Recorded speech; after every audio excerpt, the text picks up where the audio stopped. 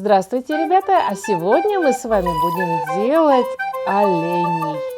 Вот таких вот белых красавцев. Посмотрите, пожалуйста. Можно им придумать имена. И можно ими играть. Привет! Тебя как зовут? Меня зовут Петя. А меня зовут Маша. Пойдем погуляем? Пойдем. Вот у нас Петя и Маша пошли гулять. Сейчас мы нашим Пете и Маше сделаем еще парочку приятелей, чтобы им было веселее играть всем вместе. Сначала я беру бумажечку и отрезаю от нее маленький прямоугольный кусочек. Вот так вот должен быть сложен. И это высота нашего оленя. Теперь я разрезаю его на половинку. Бумага у меня плотная, ватман такая. Знаете, можно брать и обычную пищу бумагу. А можно брать бумажечку немножко поплотнее, тогда у вас олень будет тверже на ножках стоять. Вот здесь у него хвостик. Теперь нужно вырезать ножки. Вот так.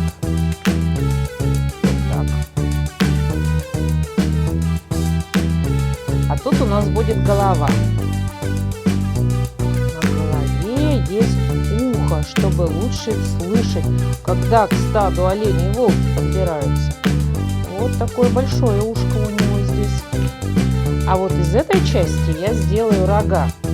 Смотрите, олень у нас как книжечка, ножки у него вниз, да? Сложена книжечка у нас там, где у оленя спина. А у рожек должно быть наоборот. Рожки должны быть вот, книжечка с страничками вверх.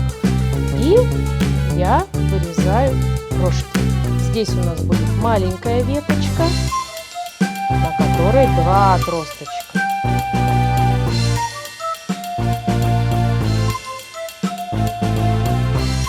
Сзади, ближе к хвостику, у нас будет веточка побольше, на ней будет ветка.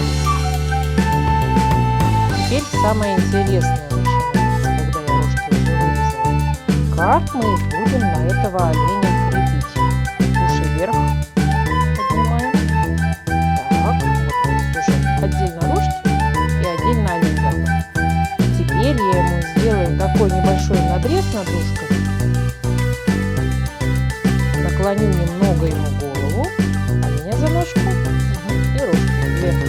Теперь наклоняя ему голову, открывается вот здесь такое маленькое, такое вот щелочка. Видите, да? Рожки входят. Вот такие у нас красивые получились рожки. Готово. Здравствуйте, ребята! Я с вами хочу поиграть. Ух, не упал.